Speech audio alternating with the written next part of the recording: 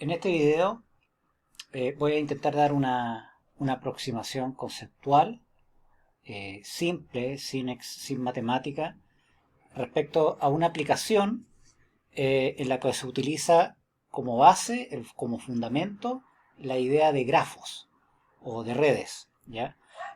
La idea es explicar una aplicación en términos conceptuales y lo más intuitivamente posible para que cada uno de ustedes pueda entender mejor el texto o el paper que quieran leer y eventualmente el día de mañana poder trabajar en algo relacionado con esto, para su memoria de tesis, de título o lo que sea. Y si no, pues bueno, entender también que existen métodos que están fuera de la econometría y que también son bastante útiles para entender cómo funciona o por lo menos tener mayor conocimiento respecto a qué se desenvuelve o qué ocurre en un sistema.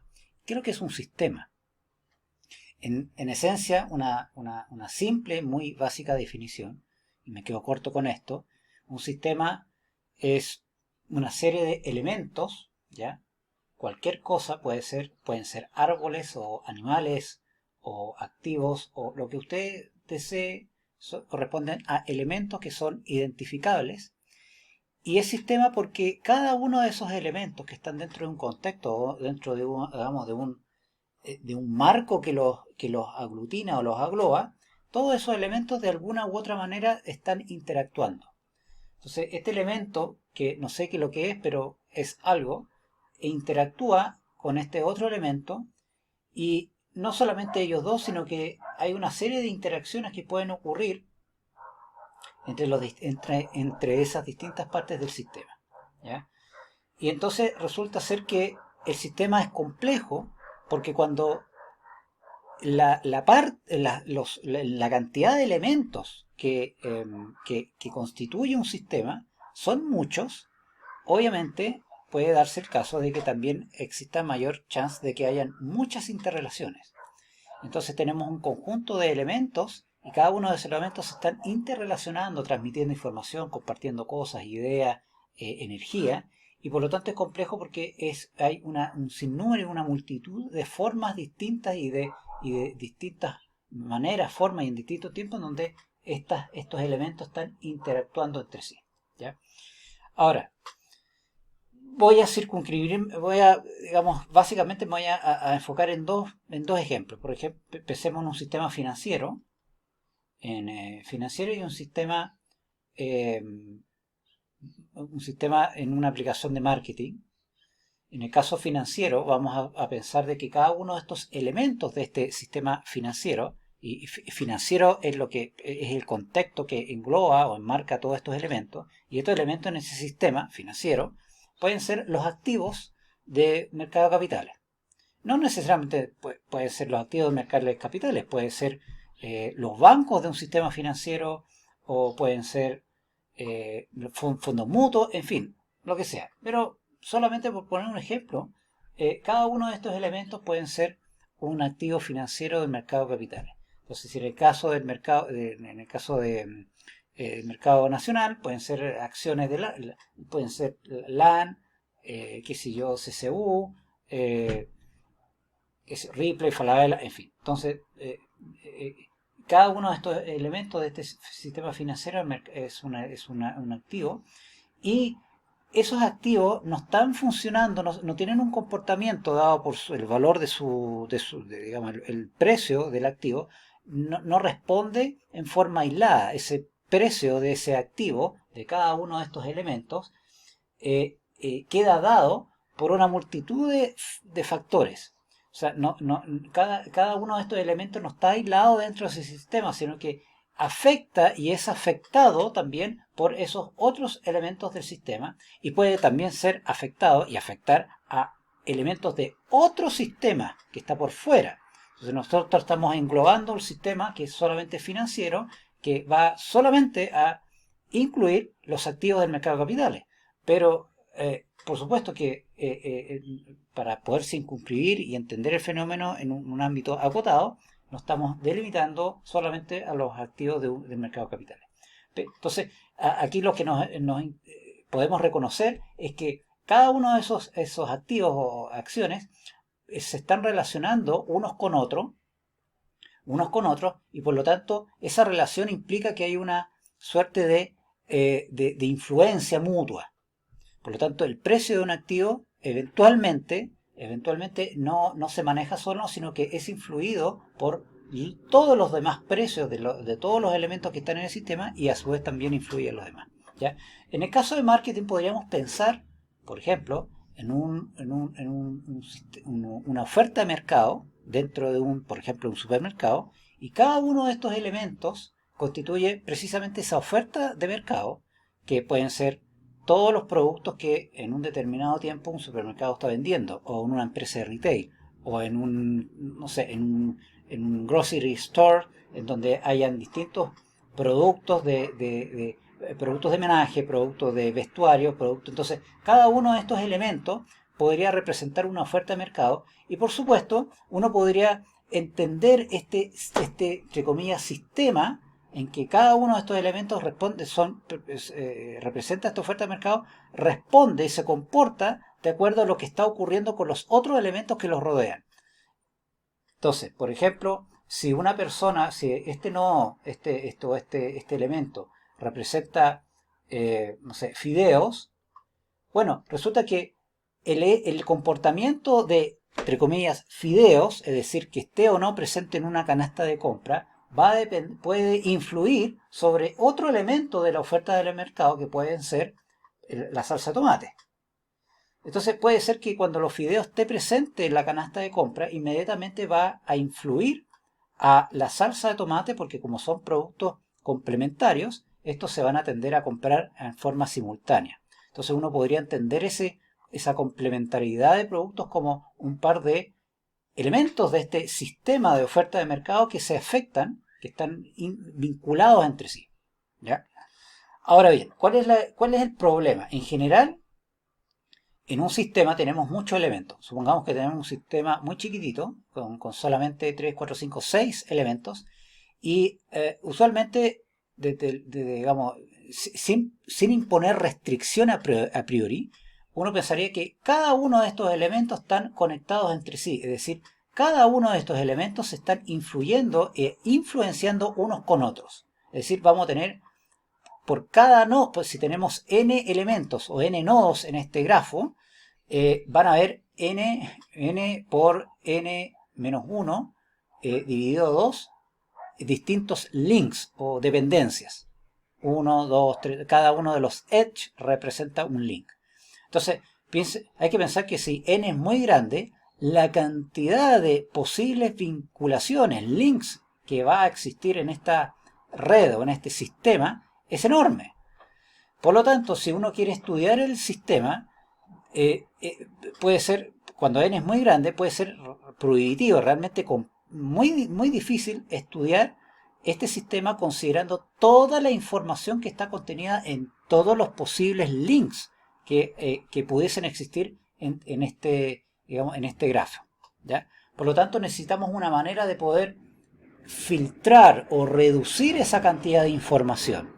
Y una manera de poder filtrar o reducir esa información es a través de una simplificación de esta red. Entonces vamos a graficar de nuevo esta red. Una red con 4 nodos. En esta red, en donde cada uno de los nodos, los elementos del sistema, están interconectados entre sí, se llama una red completa, porque están completamente conectadas. Está todo conectado con todo. En ese caso, si n es igual a 4, vamos a tener la cantidad de links, van a ser 4 multiplicado por 3 dividido por 2. Y eso es igual a 2 por 3. Y eso es igual a 6. Y aquí efectivamente vemos que hay 1, 2, 3, 4, 5, 6 links. N igual a 4, pero piensen ustedes con n igual a 1000, n igual a 100, en fin. Entonces la cantidad de información que uno tiene aquí es demasiada, y por lo tanto podría hacerse muy complicado, difícil, engorroso, digamos, tratar de abarcar toda la información, en especial cuando muchas de estas interrelaciones que ocurren entre las distintas partes del sistema es muy tenue o prácticamente inexistente. Entonces, si entre el nodo A y el nodo B esta relación es muy débil, entonces quizás la podríamos eliminar de este grafo y solamente quedarnos con las que son las más fuertes, las más con mayor intensidad. ¿Ok? Entonces, precisamente esa es la idea. La idea de filtrar la información es tratar de reducir la cantidad de información que hay en una red completa a una red en que solamente nos quedemos con los links o las conexiones que sean las conexiones más significativas, las más importantes o las de mayor intensidad, porque las otras realmente existen o simplemente no existen, pero si existen son muy débiles. Entonces después uno trabaja y analiza el fenómeno con este grafo y no con el grafo completo. ¿Qué técnicas existen para poder reducir, filtrar esta cantidad de información? Pues una muy conocida y que tiene es muy conocida y que tiene bastante significado, al menos desde el punto de vista de la física, son los famosos MST, que en inglés representan los Minimum Spanning Trees.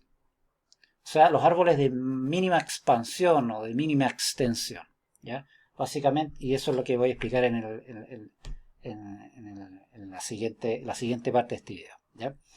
Ok.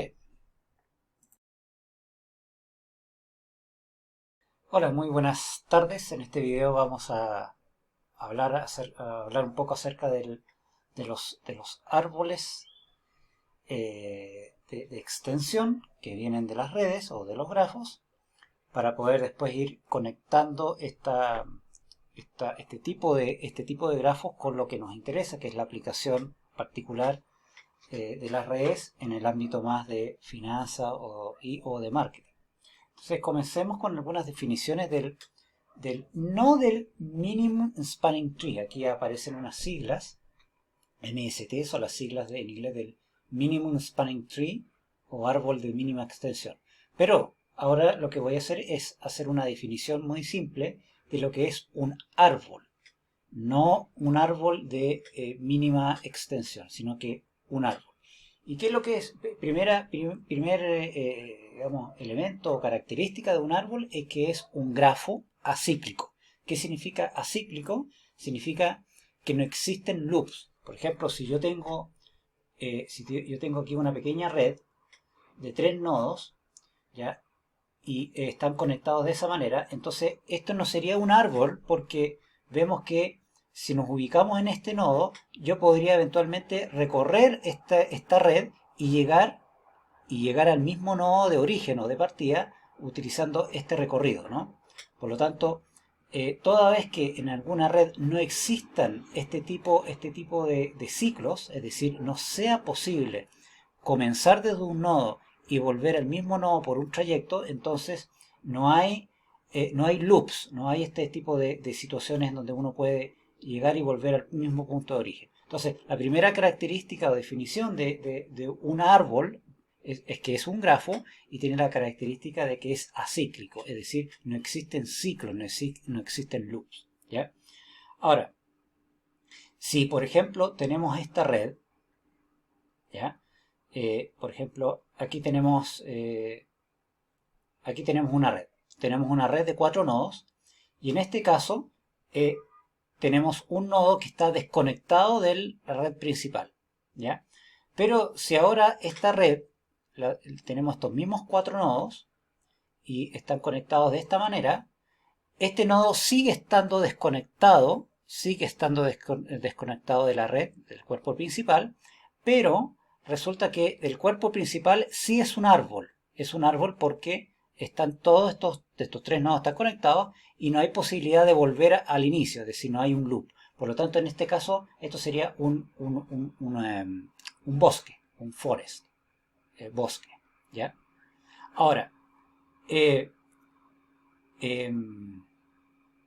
perdón, esto no sería un bosque porque hay un nodo desconectado. Ahora, si por ejemplo este nodo que está desconectado estuviese conectado y al conectarse con algún nodo forma un árbol, es decir, no existe ningún loop o ningún ciclo, entonces tenemos un bosque, ¿Ya? Ahora sí.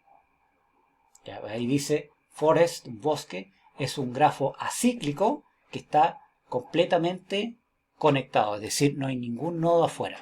Por ejemplo, este caso de acá, el que yo había escrito anteriormente, aquí sí tenemos un árbol, y sería, digamos, un bosque, pero aquí si agregamos un cuarto nodo, este sistema o esta red ya deja de ser un bosque, porque si bien esta parte de aquí es un árbol, pero está desconectado, por lo tanto hay una desconexión, en consecuencia ya pierde la característica de bosque. Bueno, estas son definiciones que en realidad, eh, que en la práctica a lo que a nosotros nos interesa básicamente es que nos interesa que todos los nodos, o sea, todos los elementos de la red estén conectados, es decir, no quede ningún nodo que esté fuera o desconectado, y nos interesa, en segundo término, de que nos interesan los árboles, es decir, las redes que no tengan este tipo de loops o ciclos en los cuales nosotros podríamos encontrar un nodo en donde partimos desde un inicio y podríamos volver a ese mismo nodo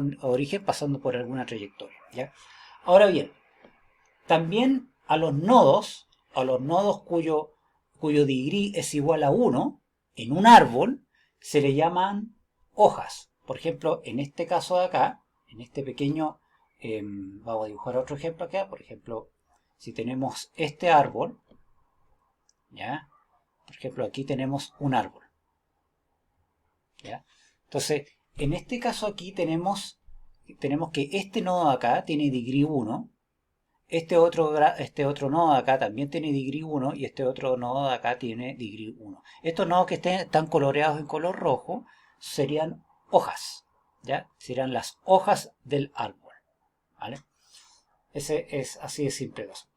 Entonces, lo que tenemos en la práctica es que vamos a tener muchos nodos y eventualmente con esos nodos vamos a encontrar un grafo, en particular un árbol, es decir, no vamos a tener ciclos, y van a haber algunos nodos que van a ser las veces de conectores. Por ejemplo, en este caso aquí tenemos un árbol que tiene forma de estrella, porque hay un nodo central que conecta a todos los demás nodos, y todos los demás nodos terminan siendo hojas, ¿ya?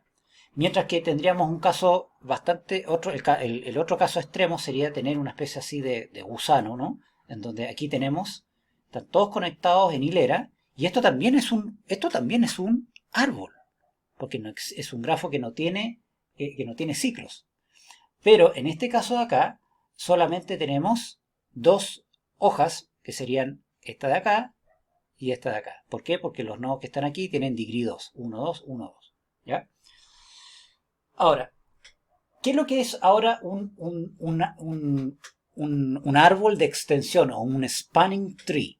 Ya sabemos qué es lo que es un árbol. Ahora, un spanning tree en términos genéricos es simplemente un conjunto de links o edges de un grafo general que no tiene dirección, es decir, que los links no tienen dirección, y que conecta todos los vértices que tiene esa red sin formar ciclos. Esa es la definición básica. Es decir, nuevamente, repito, un spanning tree no mínimo. En general, un árbol de extensión es simplemente un grafo y que tiene un conjunto de links o de edges que no tienen dirección, es decir, se trata de un grafo no dirigido, y tiene la característica de que todos los nodos quedan conectados, es decir, no quedan nodos guachos por ahí, se conectan todos los nodos y no pueden haber ciclos. Esa es la definición de un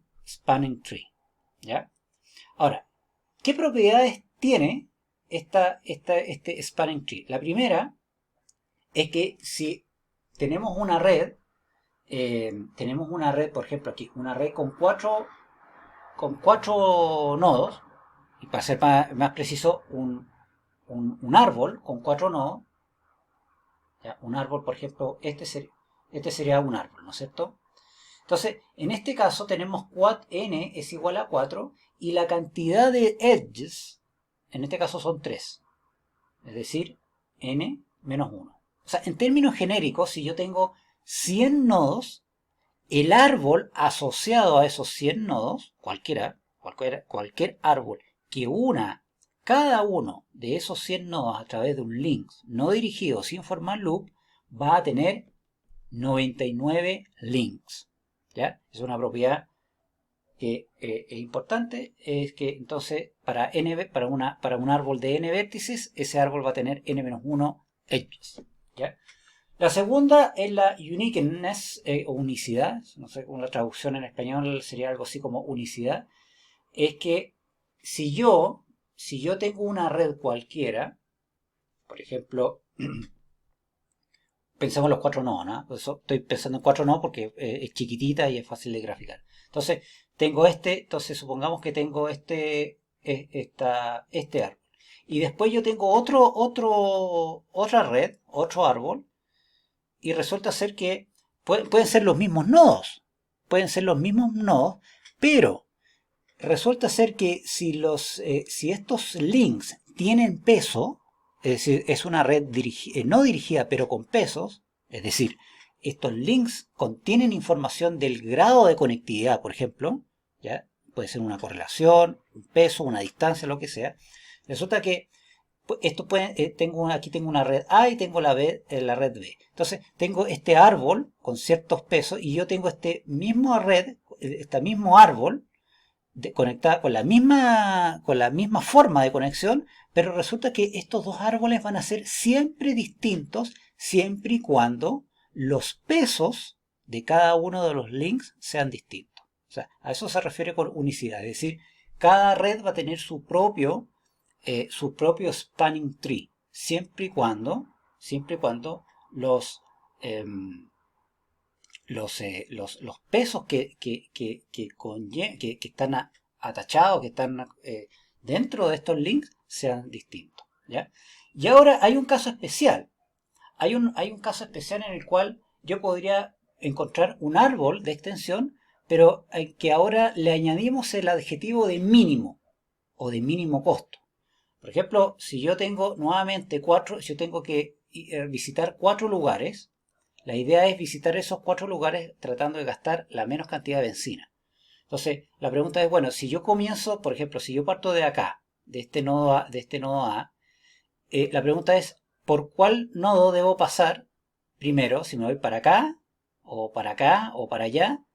Entonces, si me voy para acá, entonces, luego la decisión, o si me voy para acá o para allá. Entonces, la pregunta es, ¿cuál es el trayecto que yo debería utilizar para tratar de recorrer la menor distancia posible, pero con la única condición de que yo tenga que pasar por todos los nodos, es decir, que no quede ningún nodo desconectado? Bueno, entonces, si se dan cuenta ustedes, yo aquí tengo una posibilidad de árbol. Esta sería una posibilidad. Parto de acá, voy para acá, llego acá y voy. Pero puede ser que esa no sea la solución de mínimo costo, porque con esta solución yo recorre una distancia que sería mayor que si yo recorriera, por ejemplo, yo eligiera otro camino. Por ejemplo, podría ser este y este. Ese es otro árbol que me produce una mejor solución que esta de acá, porque de esta manera recorro menos distancia. Bueno, aquel árbol en donde se unan todos los nodos y no se formen ciclos, obviamente la definición de árbol, en la cual la sumatoria de los pesos de los links sea mínimo, entonces ahí se llama un árbol de mínima extensión, un MST. Y ese MST, por supuesto, va a ser de mínimo costo, porque la sumatoria de todos los links va a ser mínimo y además es única. O sea, no se va a repetir, no existe, no podríamos encontrar dentro de esta misma red otra solución que tenga exactamente el mínimo costo y la misma forma. Es única. ¿Ya? Eso es lo importante de todos los posibles árboles que puede tener una red. Hay uno en particular que es muy interesante, que es precisamente el árbol de mínima extensión. ¿Por qué? Porque es aquel que une todos los nodos con la mínima distancia, pasando por todos los nodos, pero recorriendo la mínima distancia. ¿Ya? Ahora, encontrar ese árbol de mínima distancia es un problema de optimización. Es decir, es el famoso problema, uno lo puede asociar con el famoso problema del vendedor viajero, en donde el viajero tiene que visitar n lugares, n sitios, y la idea es que el viajero tenga que recorrer la mínima distancia para minimizar costos. Bueno, eso implica tratar de encontrar una trayectoria, un path, tal que pase por los 4 puntos, pero al mínimo costo, es decir, con la mínima distancia. Es un problema de optimización y ese problema de optimización se puede resolver. Hay distintos algoritmos, los más conocidos son el famoso algoritmo de Prim y el algoritmo de Kraska, que yo no voy a entrar en detalle a esto, pero sí yo les aconsejaría que le echaran un vistazo esto que está aquí. Basta con que ustedes entren al Wikipedia en inglés y coloquen ahí, busquen el Minimum Spanning Trees en el Wikipedia en inglés y les va a aparecer mucho más de lo que yo les estaba hablando solamente aquí a modo de introducción, ¿ya? Y bueno, y para el que quiera realmente a saber más, puede acceder también a la información de cómo se programa, cómo funciona el algoritmo de Kraskell, que en todo caso es bastante simple. De hecho, en un curso de introducción a algoritmos, lo primero que es la primera tarea que se le da a los estudiantes es que programen el algoritmo de Prim. Es muy simple, ¿ya? Bien, entonces veamos un pequeño ejemplo. Entonces, supongamos, por ejemplo, que tenemos esta red de 4 nodos, este grafo de 4 nodos. Ojo que en este caso es un grafo de 4 nodos que no está completamente conectado, porque para que esté completamente conectado, este nodo de acá también tendría que estar conectado acá. De hecho, lo voy a conectar y lo voy a colocar aquí 10, no sé, un número grande, 20. ¿Ya? Estos números que aparecen al costado de cada link representan la distancia. O sea, pensemos que es distancia. O sea, la distancia que hay entre este nodo y este nodo es 2. La distancia que hay entre este nodo y este nodo es 1. Entonces, lo que queremos hacer es encontrar un árbol asociado a este grafo tal que sea de mínima distancia. Es decir, que el recorrido que yo tendría al pasar por cada uno de los nodos sea el mínimo posible, la menor distancia posible. Ustedes se darán cuenta que una posible solución sería, por ejemplo, aquí yo lo voy a hacer, ¿no? Podría ser esta. No, la voy a cambiar. Podría ser la goma donde está. Aquí. Entonces, una posible solución sería a lo mejor acá. Entonces, este sería un árbol. Este sería un árbol de ese grafo. Pongamos este nombre, el grafo G. Y este es una solución, un árbol 1. Y este árbol 1, ¿cuánto sería el costo asociado del árbol 1? Bueno, sería la sumatoria de 4 más 5 más 2. ¿Y eso cuánto sería? Sería 11, ¿no es cierto? 11. Bueno, y otra persona podría venir y llegar y decir, no, esa no es la mejor solución porque resulta que yo tengo esta. Entonces voy a dibujar otra solución. Y obviamente esta diagonal de aquí a nadie se le ocurriría pasar por aquí o incluirla porque tiene una distancia de 20. O sea, como obvio que no, en la solución de un árbol de mínima extensión no va a estar este link, este edge, ¿no?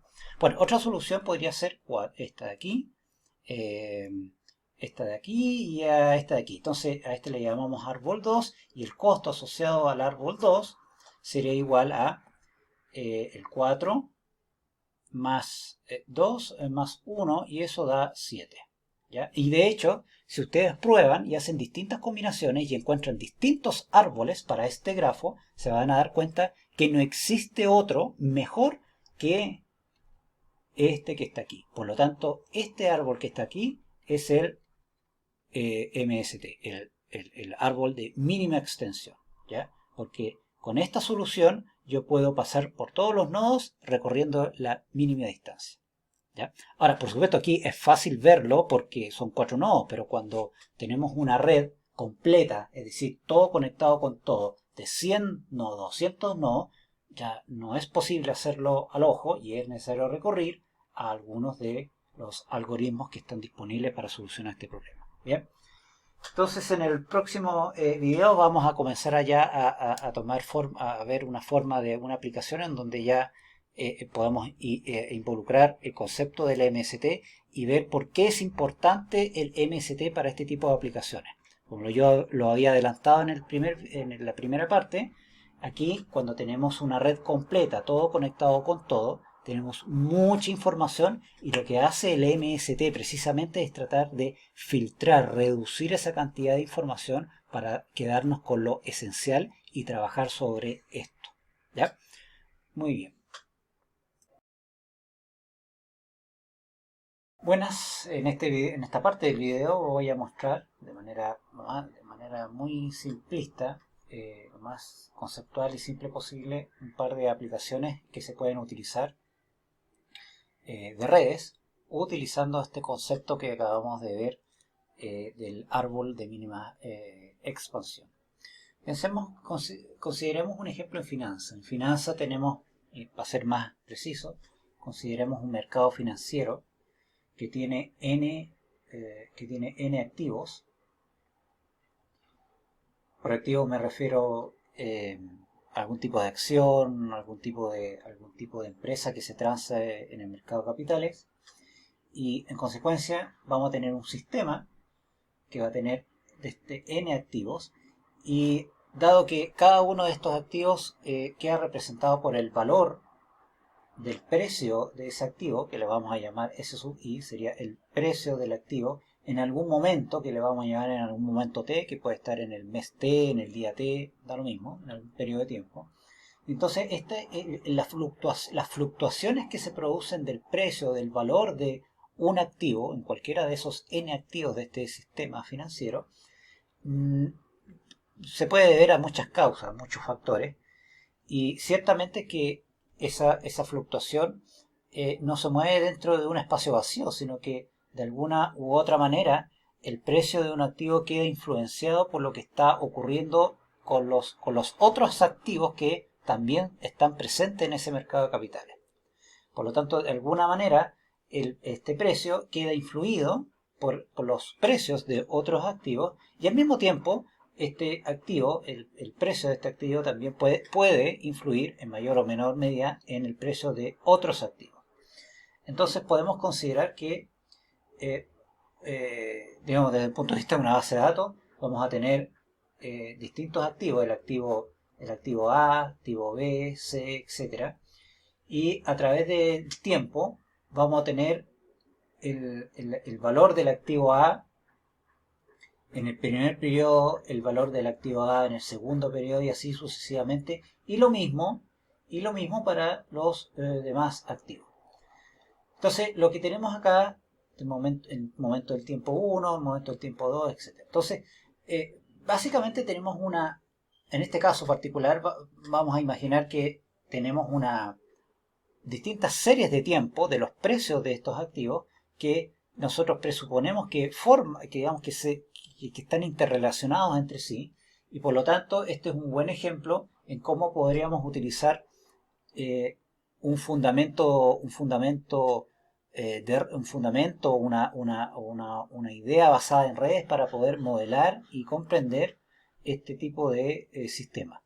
Entonces, básicamente vamos a tener, cada uno de los activos va a quedar representado por un nodo, y entonces este sería el nodo A, del activo A, el nodo B, el nodo C, y así, y bueno, vamos a tener tantos nodos como el sistema financiero T. Y cada uno de los nodos, en principio, entonces estaría cada uno conectado con cada uno. Entonces aquí viene algo importante.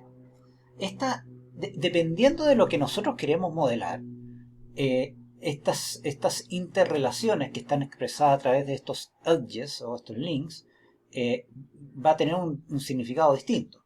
Si nosotros estamos interesados en ver cómo se influyen, cuál es la influencia mutua que puede existir entre cada uno de los pares de activos que conforman el sistema financiero, entonces evidentemente estos links pueden medirse a través de lo que uno bien conoce como una correlación lineal de Pearson. Entonces, en un periodo determinado, nosotros podríamos calcular una matriz de correlaciones, y esa matriz de correlaciones, por supuesto, va a ser una matriz de n por n, si es que tenemos n activos, en donde, como ustedes bien saben, la diagonal va a ser 1, porque la correlación entre entre los precios de los activos va a ser siempre 1.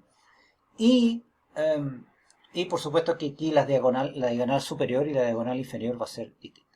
Ahora, resulta ser que, y esto es un tema financiero, econométrico o financiero, uno en general no anda interesado en calcular la relación que existen directamente entre los precios de los activos, sino que más bien en calcular la correlación que existen entre los retornos de los activos.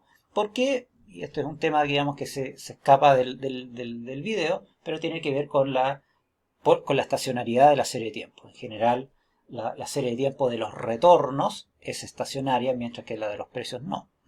Por lo tanto, en realidad, lo que uno hace aquí es, a partir de esta base de datos en que tenemos los precios, lo que nosotros calculamos ahora, vamos a generar otra base de datos con los mismos activos A, B, C, etc. Pero aquí van a estar los retornos, y este sería el retorno del activo A en el momento T, el retorno del activo B en el momento T, y así sucesivamente para abajo y para todos los activos. Y entonces lo que uno calcula es la matriz de correlaciones de los retornos. Es decir, tenemos una serie de tiempo de los retornos que es estacionaria y uno calcula las correlaciones de la serie de tiempo de los retornos. Entonces, ahora esta matriz, que es la matriz de las correlaciones de los retornos, nos dice mucho acerca de cómo se están relacionando cada uno de estos nodos, activos de este sistema financiero. En consecuencia, la interpretación de esta matriz de correlaciones en el ámbito de redes o desde un fundamento de grafo, podemos considerarlo como los pesos de los links. Es decir, el peso que hay entre el nodo A y el nodo B corresponde precisamente a esa correlación existente que hay entre el nodo A y B. El peso de este link que hay entre el nodo B y C es la correlación que ocurrió, que está en la matriz de correlaciones entre el nodo B y el nodo C, y así también sucesivamente para los demás links, ¿ya? Entonces, en el fondo, como evidentemente vamos a tener si tenemos n activos, es decir, la red tiene n nodos, la cantidad de correlaciones que vamos a tener va a ser n por n-1 dividido a 2. Es decir, corresponde a toda la cantidad de valores que hay en la diagonal superior o diagonal inferior de la matriz de correlaciones, ¿ya? O sea, piensen ustedes que si tenemos 100 acciones, la cantidad de links o de correlaciones que vamos a tener, la cantidad de links que va a tener la red, va a ser 100 por 99 dividido 2, un bastante, ¿ya? Y entonces esta red que está aquí es una red completa porque cada uno de los nodos está conectado a su vez con cada uno de los n-1 nodos, ¿ya? Por eso es que es n por n-1 dividido 2, ¿ya? Ahora, por otro lado, está en el caso financiero. Pensemos, por ejemplo, ahora en un pensemos en un supermercado, ¿ya? En el ámbito más de marketing o en el Market Basket Analysis, en el análisis de canasta de mercado. Tenemos una oferta de mercado, entonces vamos a considerar que tenemos una oferta de mercado de n productos o n subcategorías de productos, y nosotros tenemos la posibilidad de observar para cada uno de los productos A, B, C, D, etc., muchos productos, vamos a tener la posibilidad de observar si en alguna oportunidad un cliente determinado llevó el producto A. Por ejemplo, si lo llevó, entonces vamos a notar que ese producto A está presente en la canasta de compra. Pero posiblemente en esa oportunidad el cliente no llevó el producto B y por lo tanto anotamos un 0. Entonces, cada una de las filas de esta base de datos corresponde a una representación vectorial de una canasta de compra, en donde 1 representa que el producto en sí está presente en la canasta de compra y 0 cuando no lo está. Y por supuesto no tenemos un cliente, sino que vamos a tener cliente 2, cliente 3 y así miles de clientes, cientos de miles de clientes y en consecuencia cientos de miles de canastas de compra. Como ustedes están intuyendo, entonces vamos a tener aquí cada una de estas columnas representan algún producto, subcategoría de producto, y por lo tanto nosotros podríamos calcular una medida de asociación, encontrar una medida de asociación entre cada uno de esos productos que conforman esta oferta de mercado en el supermercado. Entonces, por ejemplo, el ejemplo típico, el clásico, podemos eventualmente encontrar de que si estos son los fideos y esta es la salsa de tomate, vamos a encontrar que existe una correlación bastante alta entre los fideos y la salsa de tomate. ¿Por qué? Porque son productos complementarios, ¿ya? O si, por ejemplo, esto es carne y esto es atún, entre la carne y el atún va a haber quizás una correlación negativa. Es decir, como son productos sustitutos, cuando la gente compra carne no lleva atún y viceversa, ¿ya? Entonces lo que podemos extraer de aquí, de manera similar en el caso este caso financiero, podemos extraer una matriz de correlación que va a ser nuevamente de n por n, por supuesto, considerando que son n elementos, n ítems, n productos. Y entonces, a partir de esta matriz de correlaciones, nosotros podríamos interpretar esta matriz de correlación como un grafo en donde nuevamente este grafo o esta red va a tener nodos, que en este caso los nodos van a representar alguna subcategoría de producto, y cada uno de estos nodos se está afectando entre sí. Hay una interrelación mutua entre cada uno de estos productos que viene dado por las preferencias reveladas de los consumidores en el momento que compran o no compran un producto, en el momento en que echan o no echan el producto en la canasta de compra. Y estos edge, estos links, son precisamente eso, esa interrelación, interdependencia mutua que existe entre el producto A y el B, con un peso que, en este caso, si estamos trabajando con las correlaciones como nuestra medida de interrelación, vendría siendo la correlación entre A y B, y aquí la correlación entre B y C. O sea, si se dan cuenta, la metodología, en esencia, tanto para este caso de financiero, en el caso de marketing, es exactamente el mismo, pero las interpretaciones son distintas. La metodología es la misma, pero el ámbito de acción es distinto. Los nodos aquí son acciones, los nodos acá son subcategorías de producto, los links acá, en este caso, son lo mismo, es una correlación lineal, una medida de asociación lineal que existe entre cada uno de los elementos, y entonces en ambos casos llegamos a una red completa porque cada uno de los nodos está conectado con cada uno de los n-1 elementos del sistema, ¿ya? Entonces, como yo decía anteriormente, si tenemos un sistema con muchos nodos, con n grande, la cantidad de información que tenemos acá es enorme. En este caso, la cantidad de edges, links que vamos a tener va a ser n por n-1 dividido por 2, y entonces es bastante. Si nosotros quisiéramos, de alguna manera, tratar de filtrar, no disminuir, sino que simplificar este modelo de red, nosotros podríamos darnos cuenta que eventualmente muchas de estas correlaciones que están aquí son muy pequeñitas, muy cercanas a cero. Es decir, la asociación que existe es muy pequeña y podríamos descartar mucha información borrando, sacando del análisis estos links cuyos pesos son demasiado pequeños en términos de que son cercanos a cero. Estamos pensando en correlación, ¿no? Entonces, nosotros de alguna manera podríamos simplificar este proceso descartando estas correlaciones que son muy pequeñas. Entonces, una alternativa para poder hacer esto, para hacer este filtraje y quedarnos con la información más relevante, es precisamente con lo que yo adelantaba antes, es a través de los MST. Entonces podríamos, dado que tenemos una red acá, podríamos encontrar el Minimum Spanning Tree de esta red y el MST de esta red. Pero, como ustedes bien saben, para poder encontrar un árbol de mínima expansión, los pesos de cada uno de los links tienen que ser valores, tienen que ser números que sean mayores que cero, tienen que ser positivos. Y aquí tenemos valores que pueden ser negativos y negativos, porque recuerden que las correlaciones son valores que están comprendidos entre -1 y 1. Por lo tanto, no podemos no podemos utilizar el algoritmo de Prim, por ejemplo, para encontrar el EMST cuando los pesos de estos links tienen valores que varían entre negativo y positivo. Por lo tanto, lo que tenemos que hacer previo es transformar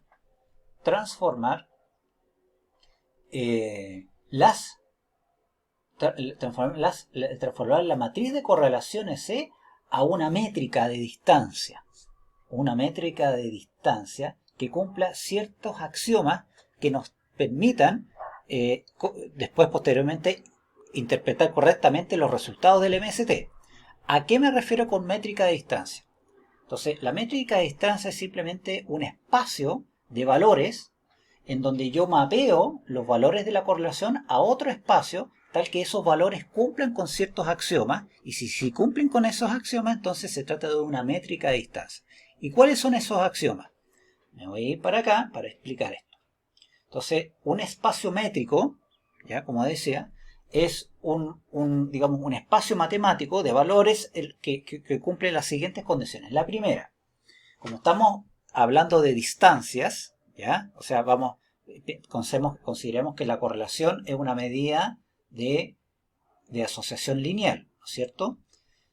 Lo que yo quiero hacer, la intención es convertir estas correlaciones, que son una medida de asociación lineal, a un valor que represente una distancia o una medida de disimilitud, ¿vale?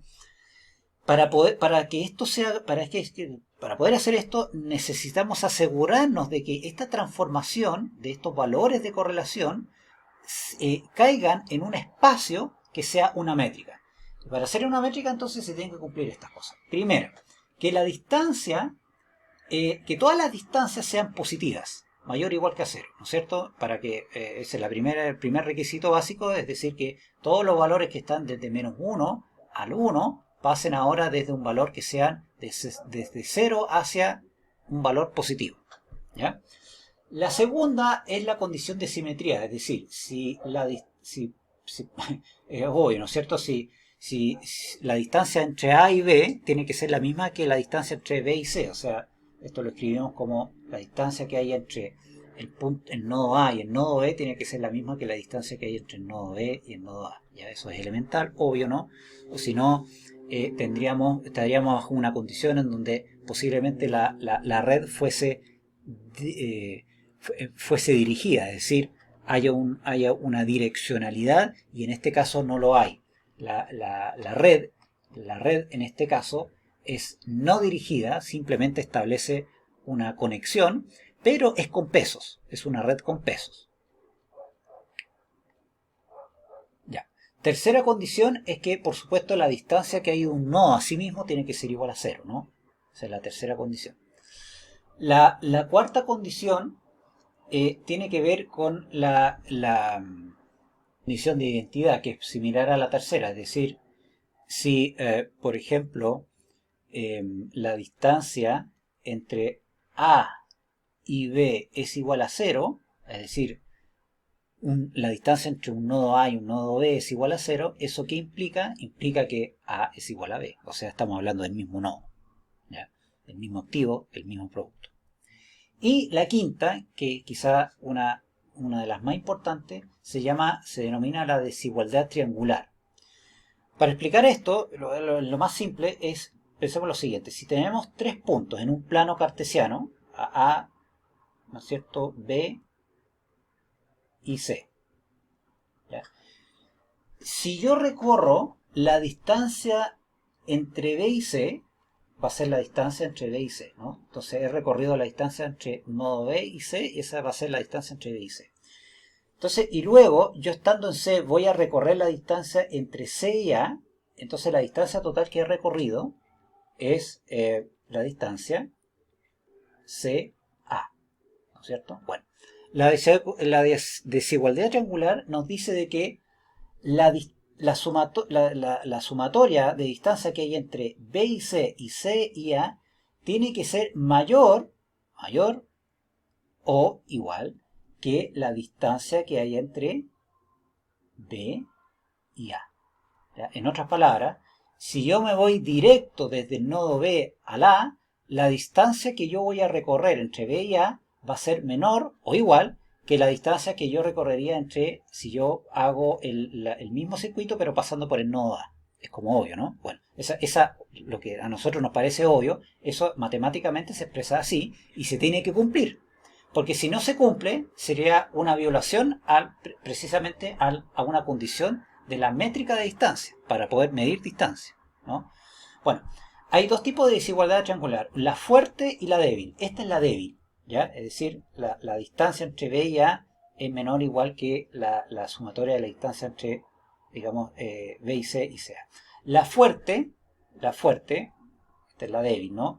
Y la fuerte sería algo similar, solamente que se escribe así. En la distancia entre B y A tendría que ser menor o igual que el máximo entre la distancia de B y C y la distancia entre C y A. ¿Ya?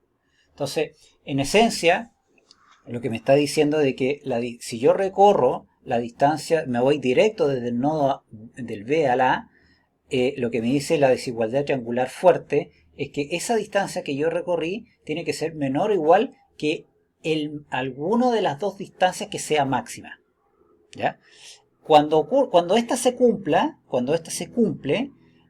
tiene un nombre especial. La métrica de distancia tiene un nombre especial, y cuando esta se cumpla, ese nombre especial se dice que es una métrica, es una distancia ultramétrica. ¿Ya? Simplemente un nombre que nos describe que distancias ultramétricas quiere decir que se cumple este axioma de acá. ¿Ya? Para lo que a nosotros nos respecta, por lo menos se tiene que cumplir esta. ¿Ya? Bueno, entonces el desafío es precisamente encontrar cuál es la transformación que yo debo hacer a las correlaciones para encontrar una métrica de distancias tal que se cumplen estas condiciones. ¿Ya? Y una de esas transformaciones que ya se sabe que produce una métrica de distancia a las correlaciones es la siguiente. Es decir, lo que vamos a hacer nosotros es transformar esta matriz de correlaciones de la siguiente manera. Es decir, ahora vamos a definir una distancia entre el nodo I y el nodo J como la raíz cuadrada entre 2 por 1 menos la correlación entre I y J. Es decir, por ejemplo, si la correlación que hay entre dos activos o la correlación que hay entre dos productos basado en las canastas de compras observadas es igual a 1, es decir, correlación perfecta, cada vez que se lleva el fideo se lleva la salsa de tomate, entonces, ¿qué va a pasar aquí? Va a quedar 1 menos 1 y me va a quedar que la distancia es 0, lo cual tiene sentido, es decir, cuando las correlaciones son muy altas, las distancias van a ser pequeñitas. Mientras que, en el caso contrario, cuando la correlación fuese negativa, ¿ya? Es decir, cuando la persona compra carne, no lleva atún, o viceversa, entonces la correlación va a ser menos 1 y esto va a quedar 2 multiplicado por 2, ¿no es cierto? Esto va a quedar 1 menos 1, va a quedar 2 por 2, 4, y va a quedar la raíz cuadrada de 4, y va a quedar la distancia, que sería 2. La raíz cuadrada de 4 es 2, y va a quedar 2. Bien digo. Es decir, en el caso en que se produzca una correlación de menos 1, la máxima distancia que vamos a tener acá sería 2. Es decir, estamos transformando un espacio de correlaciones que va desde menos 1 a 1 a un espacio de distancia que va a ir desde 0 hasta 2. ¿Ya? Y además, estos valores de distancia corresponden a una métrica de distancia porque cumplen con los axiomas anteriores. ¿Ya? Por lo tanto, ahora, ¿qué es lo que tenemos? Tanto para la red de activos financieros como la red digamos, de ítems, vamos a tener la misma red A, B, D y C. Vamos a tener la misma red, pero ahora sigue siendo una red no dirigida, pero ahora los links, ya los pesos de estos links ya no son las correlaciones, sino que son las distancias AB, en este caso la distancia BC y así, etcétera, la distancia AD, etcétera. ¿Ya? Y ahora estamos en condiciones de encontrar el único árbol de mínima expansión, es decir, encontrar un subconjunto de este grafo tal que esta cantidad de información que hay aquí con n-1, n por n-1 partido por 2 links, lo llevemos simplemente a un árbol A, B, D y C, a un árbol tal que la cantidad de links pase de n por n-1 partido por 2 a solamente n-1. Y ese puede ser, por ejemplo, voy a inventar aquí, puede ser, por ejemplo, este, ¿ya? Donde solamente nos queda la distancia AB, la distancia BC y la distancia BD. ¿Ya? Y este sería el árbol, la solución del árbol de mínima expansión o MST para esta red. ¿Ya? ¿Y por qué? Porque con esta solución yo soy capaz de pasar por cada uno de los nodos tal que la sumatoria de todas estas distancias al pasar por cada uno de estos nodos, ¿no es cierto? Y J es la más pequeña, es el mínimo. El mínimo de toda la sumatoria de esas. Entonces, fíjense usted que yo podría haber encontrado distintas soluciones, distintos árboles, pero hay uno en particular, tal que esta, que está aquí, como ejemplo en forma genérica, esta que está aquí, produce la menor distancia para poder visitar cada uno de los nodos, ¿ya?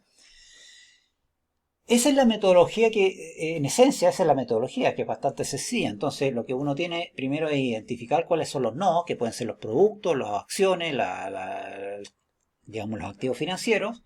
Se calculan las correlaciones luego se transforman a una métrica de distancia, como por ejemplo esta que está aquí, ¿ya? Y luego se encuentra el MST, el árbol de mínima expansión. Y la pregunta que sigue es, bueno, ¿y ahora qué? Y ahora, ¿qué puedo hacer? ¿Qué se puede hacer? ¿Qué se puede hacer con el MST? Bueno, varias cosas se pueden hacer con el MST, porque el MST, como ya he repetido en varias ocasiones, es una versión simplificada de la red completa. Entonces, una de las cosas que se pueden hacer con el MST es encontrar clusters o grupos. Porque, por ejemplo, si ustedes se dan cuenta, dado que el MST son las conexiones de mínima distancia, uno podría darse cuenta de que a lo mejor este nodo con este nodo acá están a muy baja distancia y son candidatos para formar un grupo.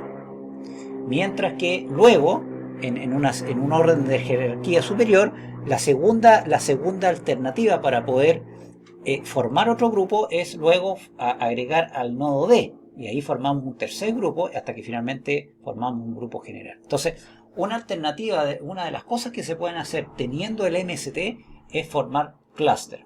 Y algo para investigar, para la persona que quiera después ahondar más en el tema, tendría que investigar cómo hacer clúster basado en MST. Entonces, ahí yo les dejo la palabra clave. La palabra clave aquí es hack, ¿ya? Que es el hierarchical agglomerative clustering. ¿Ya? En español sería el clustering aglomerativo jerárquico, ¿ya? Entonces, nosotros teniendo el MST, nosotros ya en el fondo lo que tenemos es una solución a este problema de clustering, ¿ya? Otra cosa interesante tiene que ver con el largo del MST. Si ustedes piensan en esto, principalmente en el caso financiero, nosotros podemos calcular un MST en distintos periodos, en periodos de crisis, periodos de no crisis, en periodos de bonanza, de toros o de osos, y entonces vamos a tener lo que podríamos imaginar que a través del tiempo vamos a tener una evolución del largo del MST. Entonces vamos a ver que en épocas de crisis, cuando ocurre una crisis aquí, el largo empieza a disminuir, y en épocas de bonanza el largo empieza a aumentar, y en definitiva eso es bastante interesante de investigar porque todos estos largos tienen una interpretación financiera que tiene que ver con el hecho de que las acciones en época de crisis tienden a sincronizarse y por lo tanto los largos disminuyen. Los acciones, los nodos tienden a juntarse más, ¿ya? Mientras que en épocas normales de no crisis estos nodos se tienden a separar más, ¿ya? Entonces, nuevamente aquí, otro tema interesante para la gente que quiere ahondar más tiene que ver con el MST length en inglés, lo largo de los minimum spanning tree, por supuesto, esto principalmente en finanzas, ¿no? En finanzas. Bueno, entonces con esto yo creo que ya di una realidad general, básica, conceptual de una aplicación de lo que se puede hacer con redes en dos ámbitos, en un ámbito financiero y en un ámbito más de marketing. Ok, muchas gracias.